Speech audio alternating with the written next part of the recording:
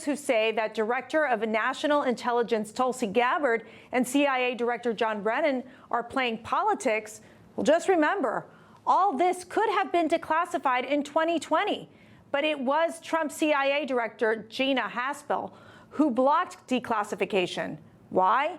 Because she was handpicked by Obama's CIA Director John Brennan to lead the CIA in London from 2014 through 2017, the exact time Christopher Steele was putting together his dirty dossier. Haspel was the CIA link between London and Russia during this crucial time. As we await the next shoe to drop in Obamagate, the deep state grows ever more nervous. Okay, so while you were eating puffins in Iceland, there was this huge story that broke, Obamagate.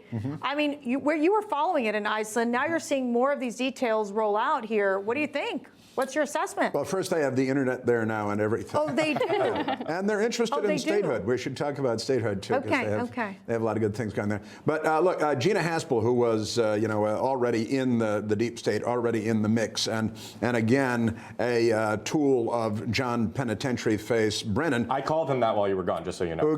Thank you very much. Who voted, who did he vote for? Gus Hall. Gus Hall, the Communist Party candidate for the presidency of the United States in 1976, and then he went to work at CIA in 1980. And he's been, you talk about deep state, boy, he's a deep thrombosis state. He's the bad guy. And he picked the woman, Gina Haspel, who would be in charge of, hey, did we do anything wrong here? And guess what? She didn't find or at least release anything on them doing wrong. We're learning all over the place, and I did follow this while in Iceland, and everybody was a big topic of conversation on the ship, as a matter of fact, that our government is looking more and more like the Soviet Union all the time.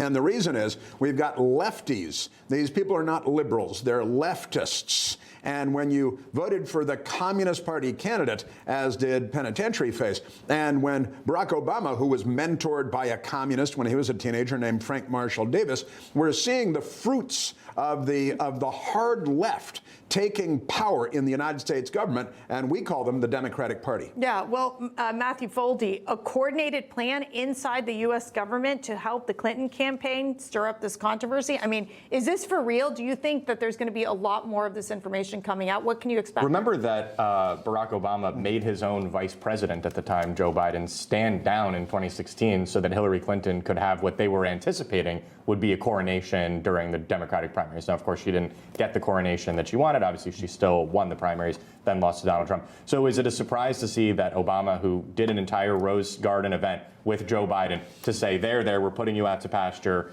the decks are cleared for Hillary Clinton, would also have his government work to elect Hillary Clinton as his successor? I don't think it's a shock. And you asked, is there more to come? I mean, this is day 7, last I checked, of this show where we have done a segment on Tulsi Gabbard's findings. And what you're talking about now, Mercy, is that she and now the FBI and the CIA director, John Ratcliffe, are continuing to put out even more documents. So the initial finding that she had, that yes, I did first report, was already very significant. But then they are just showing, okay, hey, look, there is a lot more to see, and we're going to keep seeing it. I predict we're going to talk about it tomorrow. And by the way, I said I was going to finish her book by today. I'll have it done by tomorrow. Whose book is it? Tulsi Gabbard's book. Oh, so I'll have it done Okay, Elle, the Federalist wrote about this. What were their findings? Yeah, I mean, so one of the craziest parts of this story, like you just said, we had credible foreign intelligence sources who were predicting that the FBI was going to help the Hillary Clinton campaign run the Russia collusion hoax to undermine the incoming Trump presidency. That is the biggest scandal of the century. That's the biggest story in the country right now. And yet the corporate media are not talking about it, and they're not talking about it because they are co-conspirators in the scandal. I mean, the fact that you had foreign intelligence aware of what was happening in the Russia collusion hoax in 2016, while our own domestic media not only missed this huge story, they actively helped participate in it. That is a huge indictment of the media, and that says to me that the biggest role the media plays right now is just to perpetuate and launder Democrat hoaxes like this one. Let me put some quick numbers on that. So Tulsi Gabbard's team put out a study that Newsbusters did that from 2017 to 2019, ABC, NBC, and CBS spent 2,284 minutes of airtime focused on Russiagate. Now, 41 seconds. Wow. Wow. I mean, come on. Information. Truth is freedom. is Newsmax. It's real news for real people.